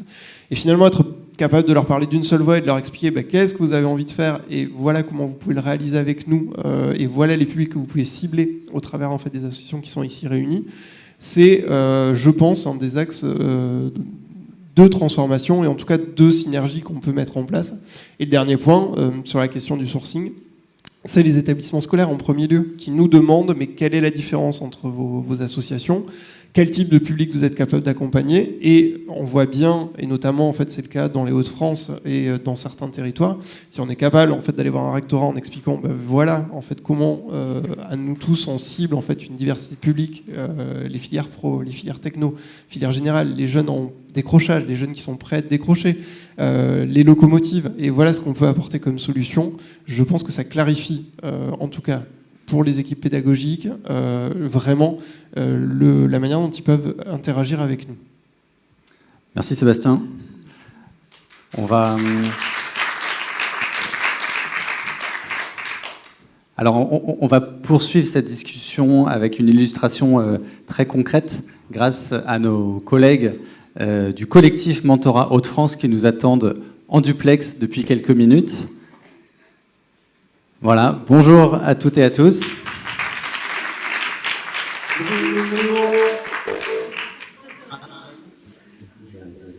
Alors, je vous présente à l'écran Victor de La Fève, Agathe de Proxité, Lauriane d'Article 1, Jérôme de Télémac, Constance de Duo for a Job, Pierre-Yves d'Arélie et Guilain de l'entraide scolaire amicale.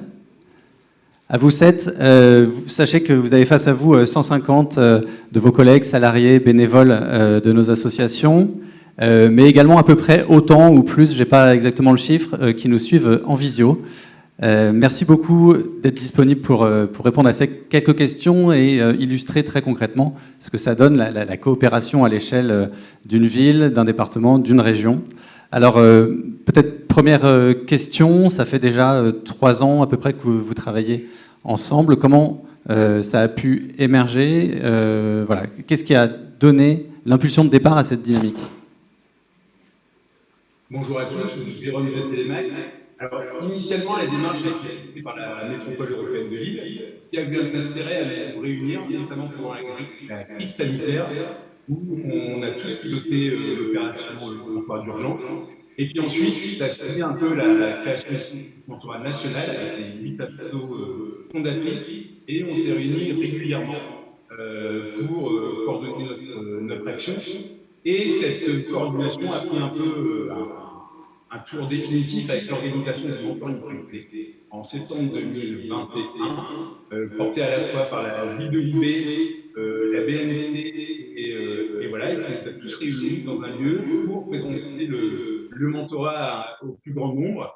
Et voilà, donc cet événement, ces réunions régulières nous ont permis d'identifier des besoins communs, du travail, et puis voilà, l'idée c'était vraiment de porter la parole du mentorat au plus grand nombre, et donc on a multiplié les événements avec un deuxième événement à Lille le 8 novembre dernier, justement pour parler du mentorat aux prescripteurs. Donc ça fait 3 ans qu'on travaille ensemble, et c'est une coordination qui marche plutôt bien, très bien. On va parler de nombreux apéros ensemble aussi. Ouais, ça arrive, mais avec modération. Très bien. Et alors, aujourd'hui, quels sont les projets de court terme, les projets de moyen terme? Qu'est-ce qui vous anime en ce moment? Nous, ce qu'on retient, Victor de La Fève, toujours, ce qui nous anime, ça fait 3 ans qu'en fait, on essaye de définir un peu c'est quoi notre collectif. On se réunit en effet en after work, plutôt à Lille, toutes les 6 semaines environ. Des réunions qui sont ouvertes, il y a toujours des nouvelles personnes, à l'image nationale, le collectif local, on était 7 associations au début, et puis il y a de plus en plus de gens qui rejoignent le collectif, et même des associations, pas forcément collectives, mentorat au niveau national, des structures, mais on trouve intéressant de les intégrer sur nos réunions parce qu'ils vont ici des cours, des projets, actes, pour mettre nos actions. Le but, c'est vraiment de faire grandir et de trouver la forme qu'on a envie de lui donner. J'ai répondu à la question. Si, on t'a pas très bien entendu, mais j'espère que l'essentiel du message est passé. Vous voulez nous parler de vos projets également pour les mois qui viennent? Oui, Constance de Duo for a Job. Alors pour les suites, on a un premier financement qui serait donc alloué à coordination pour qu'on puisse travailler ensemble de parcours, de bien mieux travailler ensemble. Donc, ça, c'est très important pour que les collectivités commencent à s'intéresser à notre dynamique et qu'on est en train de mettre ici, donc, au secteur de la métropole, parce que du coup, ça nous permet d'avoir des moyens pour aller plus loin. On a capitalisé, on a réussi. Au mentorat, dans les différents territoires où il y avait ce droit au mentorat, aller au bout des jeunes. Et puis, l'identification des territoires sur lesquels, justement, les démarches collectives ont un impact Mal, Constance, je suis désolé, je vais devoir te couper. On vous retrouve tout à l'heure pour une séance de questions-réponses. Je suis désolé de te couper abruptement. J'espère que ça passera mieux tout à l'heure lors des questions-réponses. Merci à vous 7. Et sans transition, on va passer à un duplex cette fois avec Toulouse, avec Monsieur Pélisson, qui est commissaire à la lutte contre la pauvreté, et qui nous fait le plaisir de nous expliquer en quoi, en tant qu'acteur, en tant que représentant des pouvoirs publics, il voit l'intérêt de l'émergence d'un collectif d'acteurs engagés autour du mentorat. Bonjour Monsieur Pélisson. Bonsoir à tous. 50 bénévoles, salariés engagés au sein de nos 72 associations membres. Merci d'être disponible pour répondre à ces quelques questions. La première d'entre elles, donc, je le disais, vous êtes un partenaire privilégié des acteurs du mentorat dans la région Occitanie. La création du collectif mentorat en Occitanie a pu être structurante dans le développement des partenariats que vous avez au quotidien avec eux. Elle a été structurante pour 2 raisons.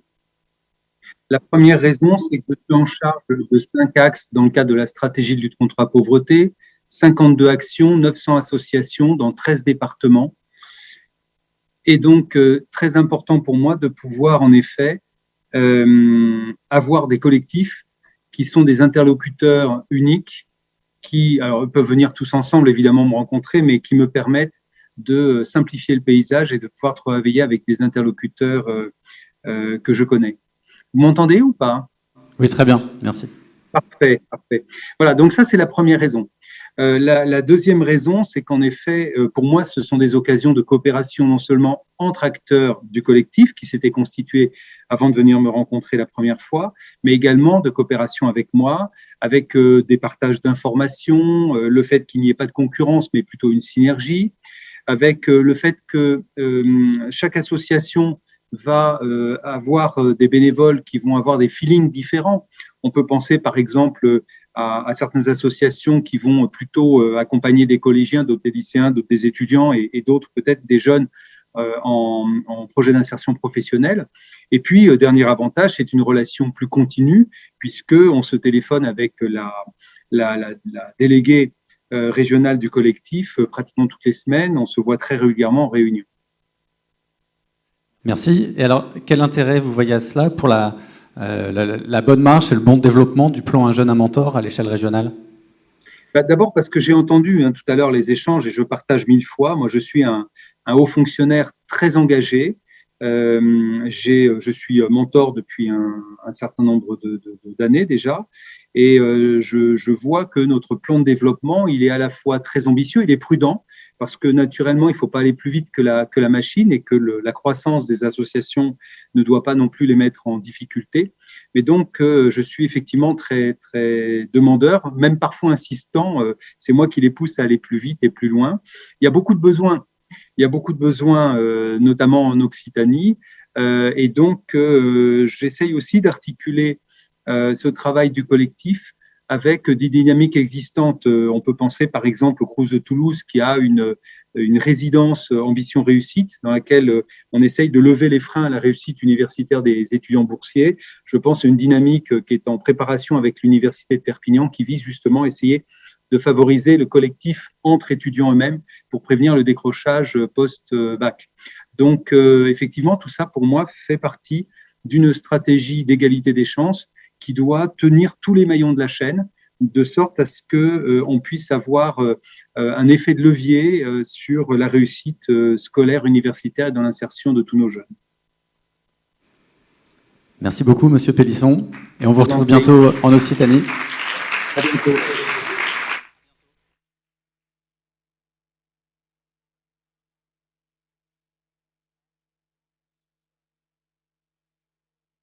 Et sans doute des questions à leur poser. On peut prévoir un petit temps de questions-réponses avec vous, avec celles et ceux qui sont en visio. N'hésitez pas. Et rebonjour. On espère que ça va être mieux. Vous nous entendez là? Oui.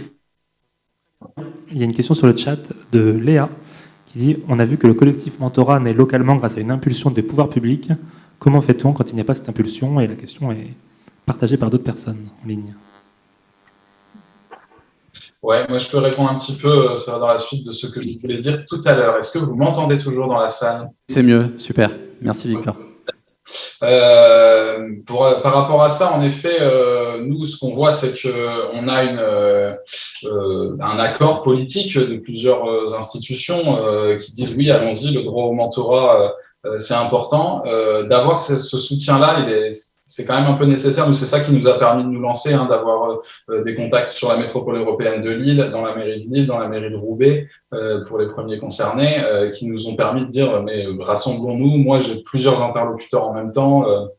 C'est plus pratique pour moi si je vous vois tous ensemble. C'est ça qui nous a fait nous dire aussi mais allons dans ce sens-là. Pour répondre à la question du chat, il faut qu'il y ait une envie sur un territoire d'une des assos de se dire allez, provoquons la chose, organisons une rencontre, organisons une visio peut-être si les territoires sont un peu éloignés. Nous on se rend compte que on s'est appelé collectif Mentorat Hauts-de-France. La difficulté au niveau régional, elle est quand même un peu plus forte qu'au niveau métropolitain. Se réunir à Lille, Roubaix, Tourcoing, c'est assez facile. Aller travailler, on n'a pas non plus les mêmes tailles d'associations, les mêmes territoires d'associations dans toute la région. Donc on se rend compte que la dynamique métropolitaine, elle nous permet de nous parler de tiens, toi tu fais ça à Dunkerque, tiens, tu fais ça à Amiens, tiens, tu fais ça à Valenciennes. C'est ça qui nous permet un petit peu de dire tiens, là on peut créer des accords bilatéraux, tiens, là on peut créer des partenariats avec tel asso.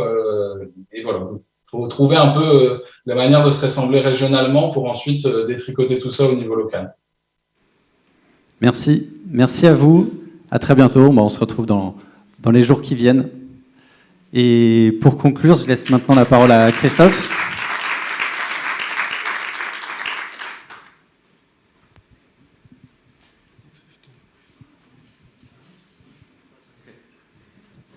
Alors je laisse la parole à Madame la ministre Carole Grandjean, ministre déléguée à l'enseignement et à la formation professionnelle. Merci encore d'être avec nous aujourd'hui.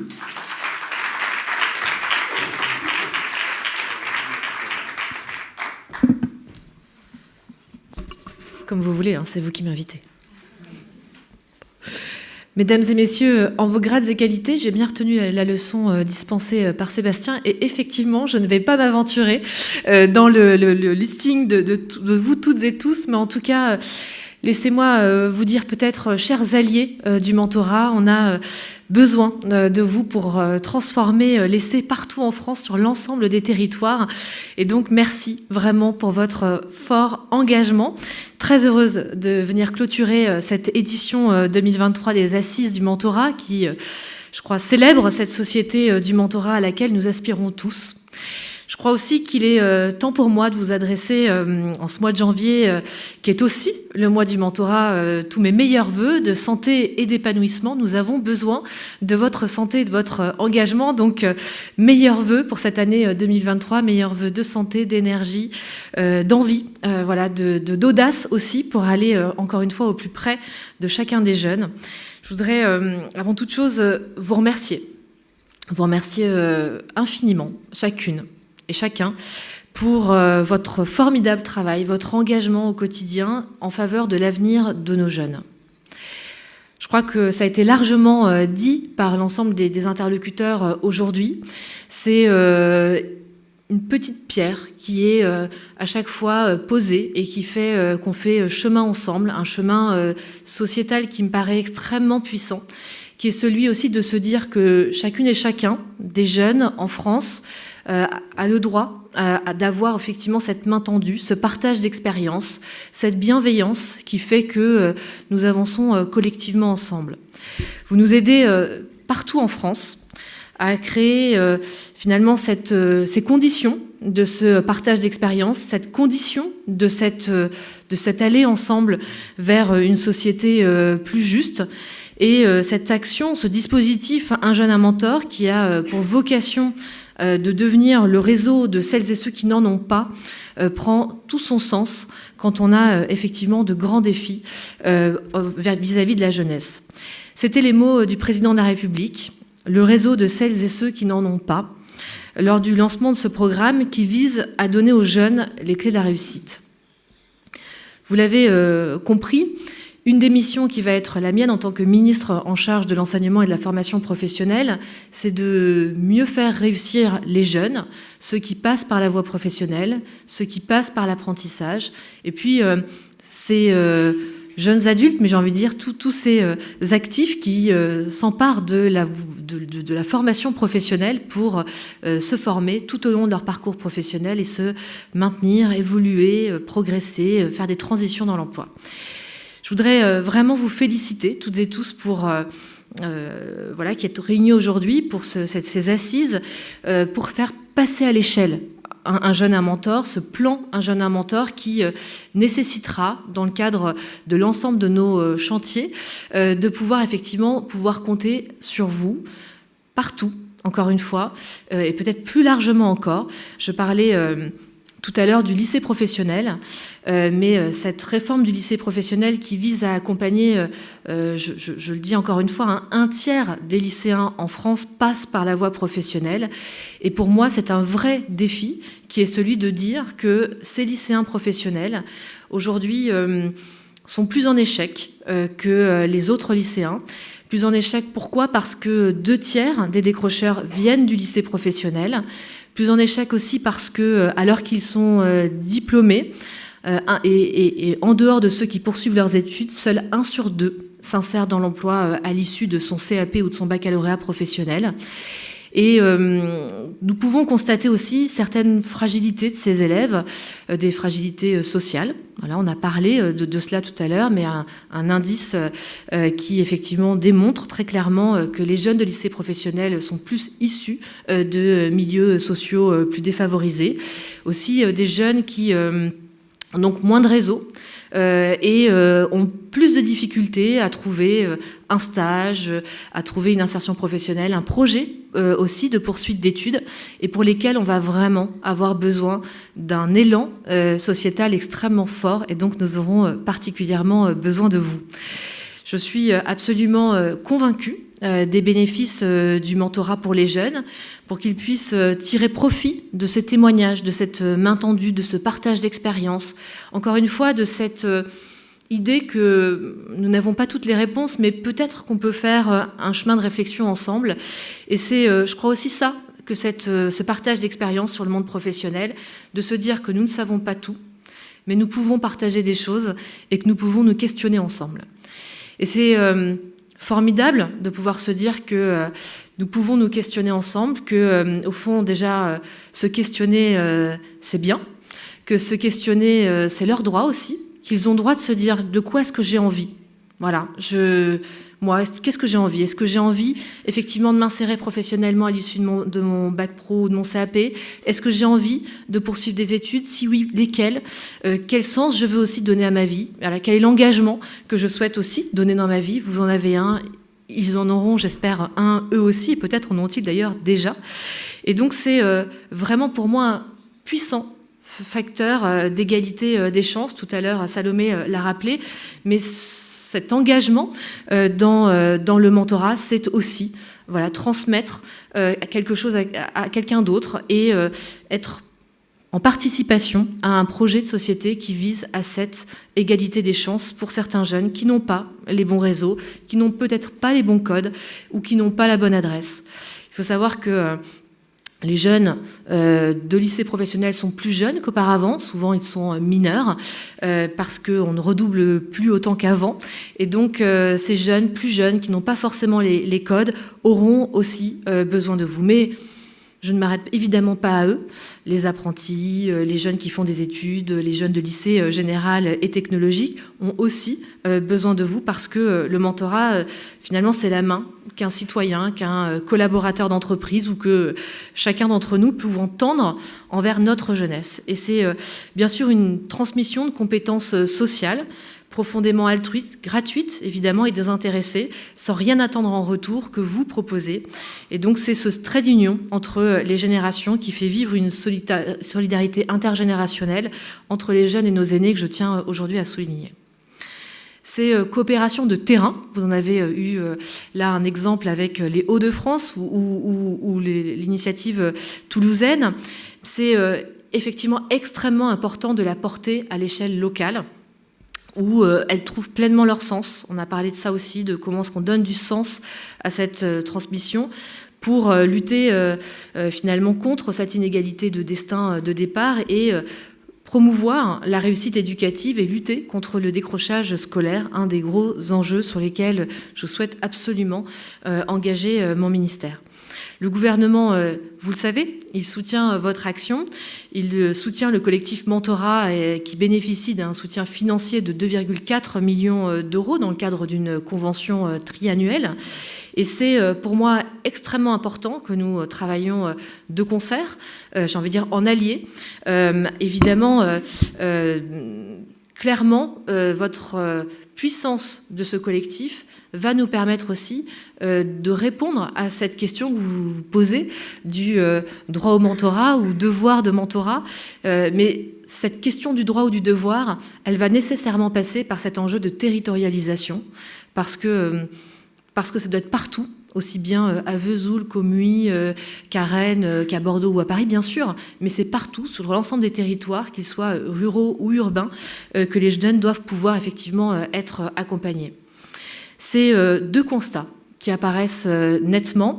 Le mentorat, bien sûr, favorise l'insertion des jeunes dans la voie active. On voit que 84% des jeunes mentorés ont plus confiance dans la suite de leur parcours. 87% des jeunes ayant fini leurs études sont en emploi après avoir été mentorés. 82% des mentors affirment que le mentorat renforce leur sentiment d'utilité. Et 80% des mentors disent être fiers que leur entreprise s'engage en faveur du mentorat. Je crois que c'est une vraie réussite d'équilibre, si je puis dire, entre les mentorés et les mentors. Et c'est, en un mot, je crois, une vraie transformation, aussi bien des parcours de vie individuels que de la vie en entreprise et en société, à l'échelle, encore une fois, des territoires. Le nouveau ministère de l'Enseignement et de la Formation professionnelle, dont j'ai la chance et la charge, vient évidemment participer à cette attention, à cette focale sur la question d'égalité des chances. C'est un double rattachement, vous le savez, entre le ministère du Travail et le ministère de l'Éducation nationale. C'est finalement un trait d'union qui a été placé entre ces deux ministères.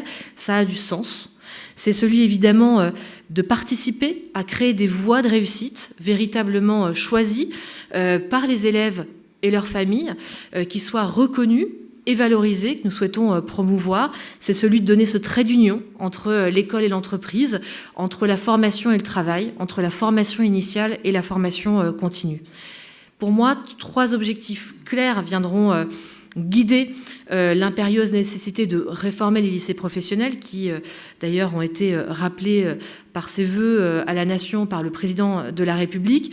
3 objectifs au travers de cette volonté de mieux faire réussir les jeunes et de leur donner les conditions de cette réussite qui est aussi des conditions partenariales, qui va être autour de 3 objectifs. Le premier, comment est-ce que je lutte mieux contre le décrochage scolaire des lycéens professionnels. Le deuxième, comment est-ce que nous améliorons leur capacité à s'insérer professionnellement après l'obtention de leur diplôme. Et puis le troisième, c'est comment est-ce qu'on sécurise les poursuites d'études, parce que là aussi c'est un énorme défi. Trop de jeunes souhaitent poursuivre des études et aujourd'hui n'y parviennent pas, soit ne passent pas la sélection pour rentrer en études supérieures, soit ne réussissent pas lorsqu'ils sont en études supérieures. Et donc, très clairement pour moi, il est indispensable de rapprocher certes le monde de l'entreprise du monde de l'école, ou vice-versa. Voilà, on est encore dans cette question du droit et devoir. Mais c'est aussi de comment est-ce qu'on organise systémiquement ce réseau, ce partenariat, ces conditions favorables à l'insertion, à la poursuite d'études et aux luttes contre le décrochage. Ça va être évidemment par des enjeux pédagogiques, comment est-ce qu'on accompagne mieux ces élèves dans leur parcours de savoirs fondamentaux et de comment est-ce qu'ils sont voilà, de futurs citoyens, mais aussi de futurs professionnels plus éclairés. Et puis, comment est-ce qu'on travaille aussi sur des leviers organisationnels qui nous permettent de travailler tous ensemble pour les accompagner dans ces objectifs-là. Et puis, nous aurons voilà, vraiment cette volonté de travailler avec vous sur ce mentorat qui a toute sa place dans un réseau d'acteurs rassemblés autour des jeunes, de lycéens professionnels. C'est là aussi un engagement fort du président qui a rappelé la nécessité d'améliorer l'orientation des élèves pour que des choix d'études et de métiers formulés par les élèves soient éclairés d'une information de première main. J'insiste sur ce point parce que c'est un immense défi aussi, cette découverte des métiers, cette question de l'orientation, cette question de l'orientation choisie, qui doit pouvoir effectivement, là aussi, prendre toute sa place sur l'ensemble du territoire français, sur l'ensemble des collèges de France, pour permettre à l'ensemble des jeunes de faire un choix avec leur famille qui soit beaucoup plus éclairé et qui leur permettent des choix d'études qui leur ressemblent. Et puis, c'est là aussi où nous retrouvons finalement cette meilleur accès à l'information. Je crois qu'il faut le travailler ensemble. Vous avez évidemment un ressort d'expérience, d'expertise, de connaissances du monde de l'emploi et des entreprises, mais pas seulement des entreprises. Et au fond, il nous faut travailler en complémentarité, vous et nous, vous, avec le monde de l'éducation, de l'emploi, de la formation, pour que nous puissions effectivement faire ensemble cette construction, cet édifice permettant l'accompagnement de ces jeunes. Voilà, je ne connais pas de défi plus noble que celui-ci, et donc vraiment un immense merci pour la part que vous acceptez de prendre dans ce chemin. Et puis enfin, je voudrais dire à quel point nous avons un défi autour du combat pour la recherche de stages. Pour les élèves des lycées professionnels particulièrement, mais évidemment aussi pour les élèves de 3e et pour les élèves de collège qui font ces recherches de stage, accueillir des élèves en stage, c'est être aussi dans une démarche de valorisation du mentorat, que le mentor ait aidé à trouver le stage ou que le maître de stage devienne lui-même mentor ensuite, c'est véritablement pour nous un levier extrêmement nécessaire en termes de développement. Sans préjuger du fait que vous ayez ou non travaillé avec certains de nos établissements, je voudrais vraiment m'assurer d'une chose. Est-ce que nous trouverons dans le lycée professionnel de Fumel, dans le Lot-et-Garonne, dans celui de Felletin en Creuse ou à Bormes-les-Orgues, aux frontières du parc du Volcan d'Auvergne, des mentors qui acceptent de relever le défi partout où les jeunes ont besoin d'eux? C'est vraiment pour moi essentiel. Pourrions-nous donc ensemble, dans l'un ou l'autre de ces territoires, donner à voir l'effet d'un professionnel donnant de son temps et de son carnet d'adresses pour mentorer un jeune? Vous voir rassemblés ici me donne évidemment beaucoup d'énergie et de confiance dans la puissance de notre école et du mentorat, mais aussi l'envie de m'engager toujours plus et de réussir avec vous pour faire effectivement société ensemble, mais surtout promouvoir la réussite de nos jeunes. Alors une nouvelle fois, en mon nom et celle de mon cabinet, je voudrais vous dire un immense merci à toutes et tous et une très belle année à vous et vos proches. Merci à vous.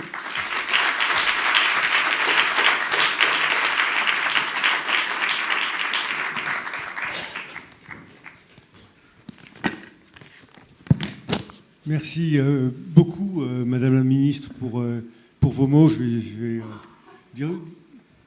être très rapide. Je n'ai pas prévu de conclusion. J'avais prévu une introduction. On a eu la chance d'avoir le nouveau DIGE et le nouveau JEVA qui étaient à nos côtés en introduction. Mais juste vous remercie pour vos mots et pour votre engagement.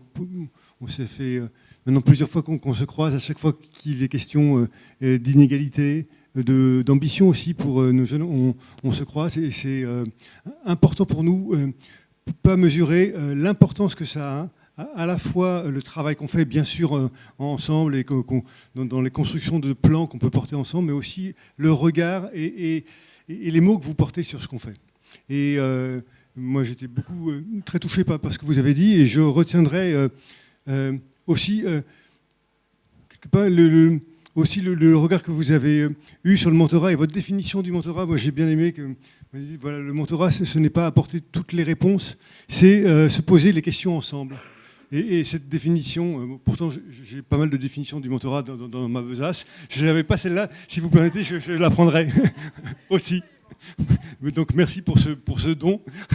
Et je crois que les mots que vous avez eus sont bien à l'image de tout ce mois du mentorat qu'on a démarré il y a maintenant 10 jours à Sciences Po pour le lancement, puis qui va se finir à la fin de la semaine, j'y reviendrai, de cette énergie collective, de cette détermination à faire en sorte que la question des inégalités de parcours ne reste pas un constat, mais qu'on arrive à le transformer, que les écarts entre les gens, les distances entre les gens ne restent pas un constat, mais qu'on arrive à le transformer. Et il y a une énergie, là je voulais vous remercier tous ici, puis derrière l'écran. On voit bien que là est en marche une société qu'on invente, une société qu'on ne subit pas, une société qu'on transforme.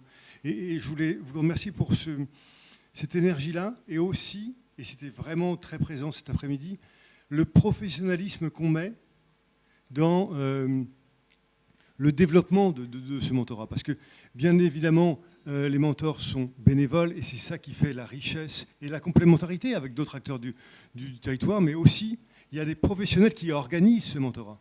Il y a des professionnels qui recrutent, qui forment, qui accompagnent des personnes qui veulent être mentors. Il y a des professionnels qui font le lien avec les lycées professionnels, avec les entreprises, qui font ce lien-là et qui font en sorte que le mentorat est un levier qui transforme réellement la société. Et donc, je vois que vous allez devoir peut-être partir. Juste un dernier mot, et puis vous remercier tous, pour dire que le mois du mentorat va se finir jeudi 26, avec le Mentor Day, où on va faire une grande journée de remerciement des mentors. Dans les entreprises, il va y avoir un certain nombre de directeurs généraux qui vont dire pourquoi ils s'engagent, eux, individuellement dans le mentorat, pourquoi ils engagent leur entreprise. Mais partout en France, il va y avoir, et j'invite tout le monde, ici dans la salle, mais aussi derrière l'écran, à retourner une nouvelle fois sur le site lementorat.fr pour télécharger l'ensemble du kit de communication. Et le Mentor Day, ce jeudi 26, va être aussi une journée importante, parce qu'on va dire merci aux mentors qui s'investissent, et les mentors qui s'investissent vont expliquer pourquoi ils le font et pourquoi, au final, on n'a pas à les remercier, parce qu'ils apprennent plus que ce qu'ils sont venus apporter, et que là, il y a quelque chose de l'ordre de l'engagement circulaire, et de quelque chose qui s'invente ensemble. Donc voilà, merci pour tout, merci pour ce que vous êtes, ce que vous faites au quotidien, merci Madame la Ministre pour vos mots et votre soutien, et à très vite pour maintenant dérouler. Sachez, si je voulais juste quand même terminer, sachez que...